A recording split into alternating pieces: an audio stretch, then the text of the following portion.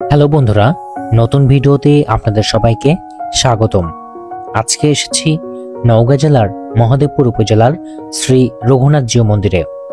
এই রঘুনাথ জিউ মন্দির নওগাঁ জেলার একটি বিখ্যাত এবং অন্যতম একটি মন্দির। আজকে এই মন্দিরটি আপনাদেরকে সম্পূর্ণ ঘুরে দেখাবো এবং মন্দিরের ইতিহাস তুলে ধরবো। তো চলুন ভিডিওটি শুরু করা যাক।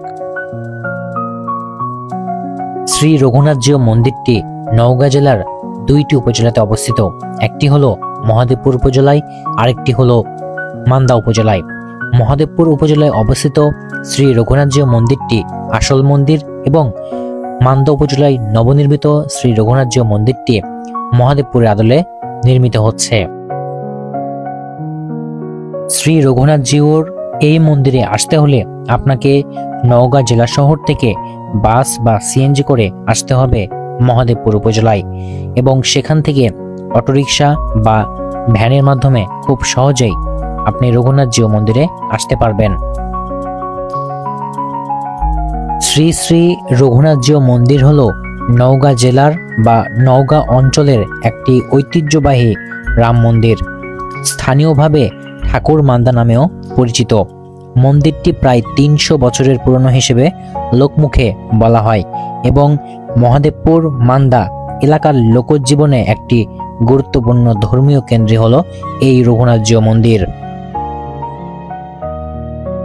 স্থানীয়দের যে প্রচলিত কাহিনী, একসময় একটি বিল বা জলে স্নান করতে গিয়ে এক দরিদ্র অন্ধ ব্রাহ্মণ রাম লক্ষ্মণ সীতার প্রতিমা পান। তিনি তা নিয়ে চলে এসে মূর্তিগুলো রেখে পূজা শুরু করলে ধীরে ধীরে মন্দির গড়ে ওঠে এবং তার দৃষ্টিশক্তি ফিরে আসে।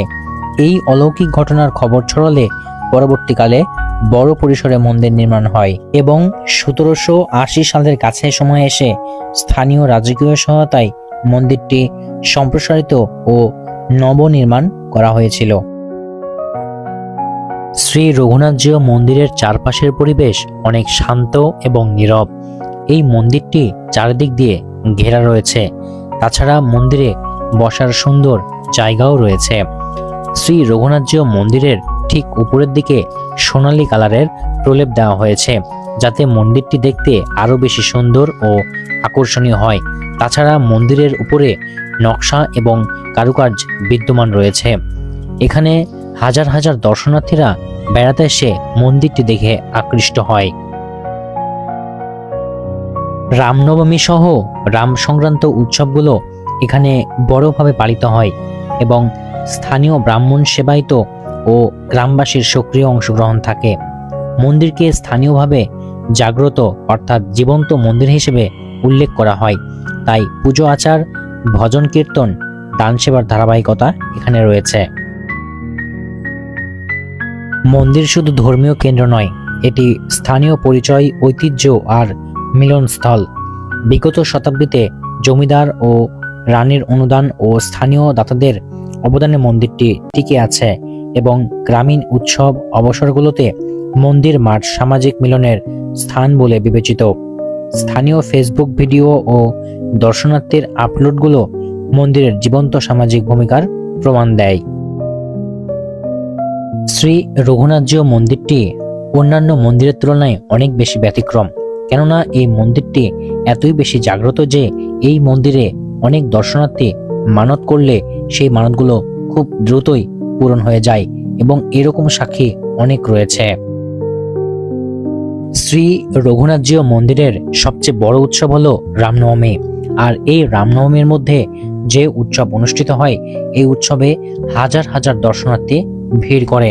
শুধুমাত্র দেশের অভ্যন্তরে না, দেশের বাইরে থেকেও এখানে অনেক দর্শনার্থী ভিড় করে।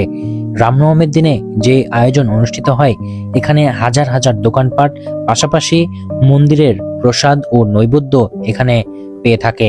পাশাপাশি মন্দিরের যে নিয়ম কানুন এবং মন্দিরের যে অনুষ্ঠান সেই সম্পর্কেও অবগত হতে পারবেন।